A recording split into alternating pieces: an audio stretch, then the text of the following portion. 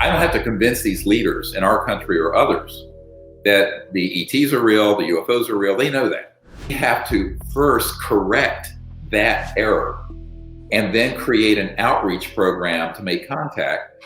And at some point, it would be great if the governments of the world would do so. Are very in favor of preserving space for peace and making peaceful contact with these other civilizations.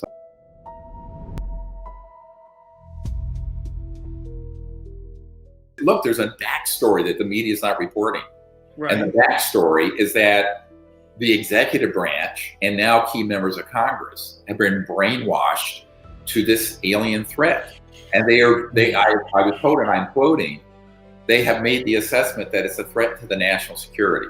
So I don't have to convince these leaders in our country or others that the ETs are real, the UFOs are real. They know that. They have been convinced recently to take actions that, if they are left unchecked, could be an existential threat to the future of our civilization. So it's very dangerous. And what I'm telling people is that, the countervailing, the reason we made this movie, Close Encounters, was as an anecdote to that virus. I mean, the worst virus, worse than COVID, is the virus of fear and the virus of disinformation that has infected the halls of Congress, the White House, and elsewhere, and the media.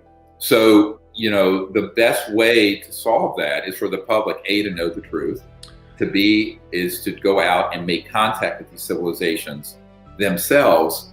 And that's why we put together, also, we crashed this new app out. I mean, it came out at the same time as the documentary, Encounters of the Fifth Kind, because the documentary is informational and fun, but it doesn't tell you how to do it. Whereas the CE5 Contact app is step-by-step how to do it, how to form a team, etc. So that's why we did all that between April and now. Of course, we were going to do a whole lot of things, got shut down because of COVID. But I think that it's a very dangerous time right now. Not COVID, but what's going on with the media supporting this narrative, with very key people who are influencers jumping on the national security threat of the aliens, the White House and others being, deceived. And so what we're trying to do publicly is to get momentum going in a positive direction that is healing to the planet. And what we're doing quietly, with people that I work with who are luckily have direct access to these key people, is to get them to get a different perspective on this so that they view this as an opportunity. So what I'm recommending, to answer your question, is that the Space Force be turned into an agency that protects space for peace and facilitates open contact between human civilization and these other civilizations, and that we do need logistics. We do need things that would facilitate that in a more open way, but that they avoid this confrontational approach and stand those down. So I'm in the process of putting together a series of executive orders and recommendations. Whether or not they're heeded or not is all I can do is advise. Yeah. And I'm not the president. I'm not the president-elect. I'm not a member of Congress. But what I'm trying to do is provide the evidence and the information, and then also the perspective of how to take the current situation and sort of transform it into something that would actually be wonderful for the planet. So that's really what I'm focused on as I'm in DC so often. I just want to say this first, Eric. A couple of minutes ago, I felt like I zoned out, but so I'm looking at my screen and I see that you guys up top, and both screens kind of flickered black, and it said "ask the," and the voice, my headphones said "ask the question," and that's why I made the comment, like, oh, we don't have to talk about it, because I was talking to the voice. I just heard it was the most weird, like, I got goosebumps. Just weird. Oh God, I know we talked about that, on the bus when you came out to the show last Yeah. year were these different feelings and voices and stuff, but that's the, oh God. That's crazy. Yeah, well, he asked the question. I don't know if that was the question they were telling you. Yeah, it's just super weird because you guys both like froze and it like flickered black, and it said, I heard the voice in my head say, ask the question. And that, oh God. Well, what question do you want to ask?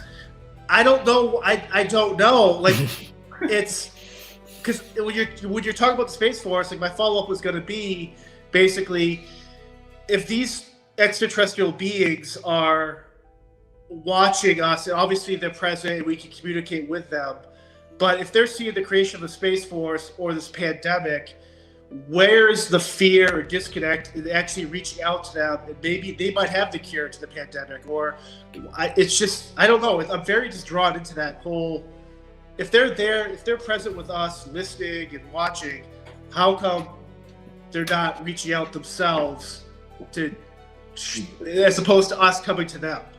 Well, I know it sounds corny, but it's a little bit like the prime directive. I mean, let's unpack what you asked. Let's say they did what you're asking instantly, and I mean within the intelligence community and their skills, their lackeys in the media would immediately take any overt action like that from another civilization, from another planetary system, as an incursion and interference into our world. And that would be done as an invasion, an alien invasion. So they're in a very difficult situation. We have to be the interlocutors. We have to be the go-between. Those of us who understand that they're here, and people on the planet who are just learning. We have to sort of be that force. Now we can make direct contact, but the idea, I call it kind of the term I coined years ago, is cosmic codependency, where people think that another civilization is going to come here and fix the mess we've made. Right. No, that's not their job. That's our job. That's your job. That's my job. They're here to understand and to help to an extent they can without it being disruptive. But because there's so many, I mean, if you look at all the movies, like War of the Worlds and Independence Day and all this stuff, the public is so conditioned to, almost in a Pavlovian way, a reactionary way, react to anything, quote, alien as a threat. Those two words just come together. And that's been psychological conditioning for 60, 70 years. So these civilizations know that we have to first correct that error and then create an outreach program to make contact. And at some point, it would be great if the governments of the world would do so. Right. We hinted at the fact that the French government under Nicolas Sarkozy, President Sarkozy, I have a beautiful letter from his Minister of Defense, an Admiral Morin, who's also an MD, like myself, and a PhD in physics. And he said, look, we want to make a long-term commitment to make contact and learn these protocols, and actually did an expedition in France. It was, the public didn't know we were doing it at the time. It was a weekend training event that was open to the public, but the Admiral and his team were there in plain clothes, and they were learning these techniques to make contact and take it forward. Subsequently, they had U.S. interests threaten them, and there were a whole drama behind that we don't have time for. But what I'm saying is that there are people pivoting in that direction. Now, you know, every 4 to 8 years, we have a new president. Every 2 years, we have a new House of Representatives, and the Senate keeps shifting around. So it's a difficult thing, because each time you're starting at zero, in the sense that you have people who come in, let's say into the Oval Office, who then will have people who will come in from the agency, the CIA and others, who will then give them all this false information about the subject that keeps them A, silent, and B, on the direction of putting weapons in space and targeting these objects.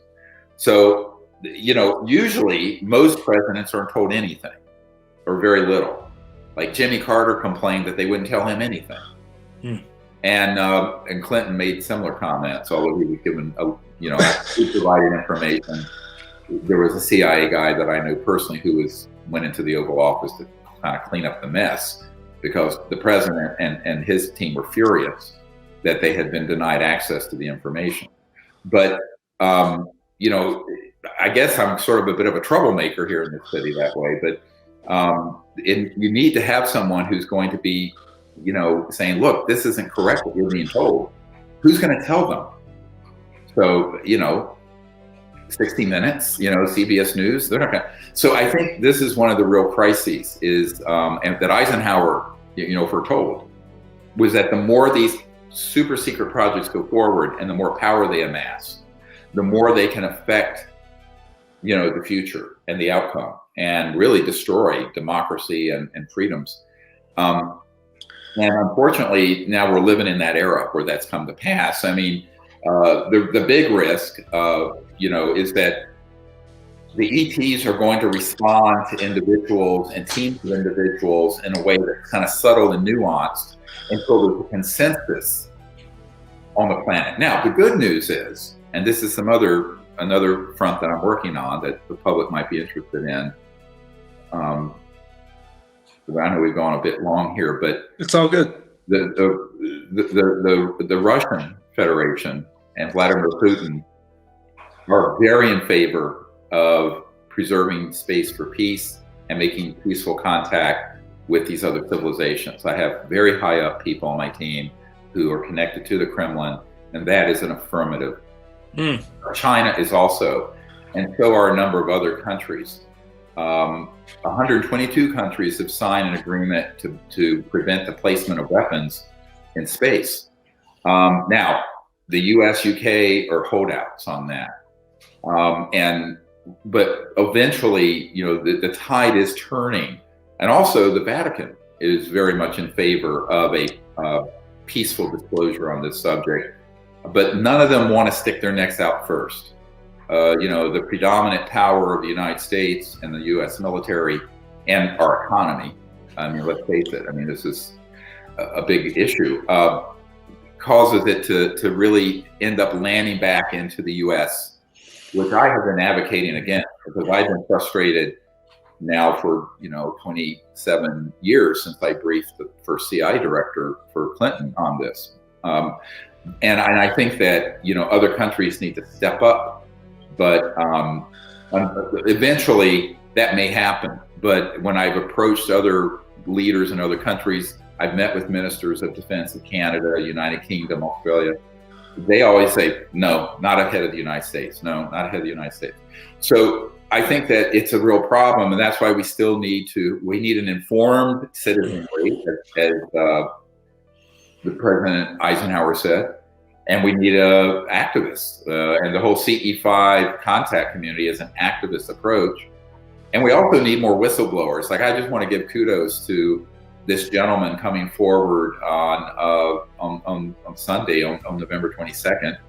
Now we have videotaped him and have the drawings and everything of this ET craft that was retrieved. I mean, this guy was threatened with punishment, including treason, which includes the death penalty for ever speaking about this event. But we need to have thousands of people like that come forward. And people say, how can he do that and not be prosecuted? I said, because in 1997, we put a legal process in, and most people don't know this. It's not in the documentaries. And we basically established that the projects that were running the secrecy on UFOs was an illegal, unconstitutional program. Therefore, everyone who signed a non-disclosure agreement with the military, a corporation, or intelligence, they are exonerated. They are freed from that secrecy oath, because the program that is underlying the oath is itself a criminal enterprise. And we can prove that in a court of law. I mean, Daniel Sheehan and I and another constitutional attorney, who's a very conservative attorney who works with the Federalist Society. So we have both conservative and liberal constitutional attorneys who've come together and said, yes, this is absolutely the case. Therefore, any man, woman who's worked in the military, intelligence community, or corporation who knows about this subject can come forward, and they cannot be prosecuted. And if they are, we will go to bat for them. Now, interestingly, since we first launched the Disclosure Project in 2001, We've had dozens of people come forward publicly. We get on my YouTube channel. It's youtube.com/Dr. Stephen Greer 55, Dr. Dr. not spelled out. You'll see that there are like 70 top secret military guys. The testimony's up there. Anyone can see it. And the reason none of them have even gotten a phone call saying, shut up, is because I have told them if they are approached that way, they notify me, and whoever made that threat will be taken care of. So it's it's hardball. But this guy coming forward is a fairly young guy. He was only 22 in 2002 when he was on board this vessel that retrieved this ET craft. And obviously it's a very frightening thing. And I've actually been talking to him for 2 years to get him to come forward. So it's a process. We need more heroes. These are, to me, these are real heroes who understand the future of our planet and the future of our country is not going to happen without some people taking a risk and making a sacrifice. I gave up my medical career. But most people, they kind of are entertained by this subject, but they don't understand the gravity and the implications of it. And if they did, they would actually do more. I really applaud people like Demi Lovato sticking her neck out. Because I'm sure when she and I did that global E5 meditation at Joshua Tree, there were people who trolled her on social media, as they do me every day. But so what? I don't care. I mean, the only thing I'm interested in is the truth.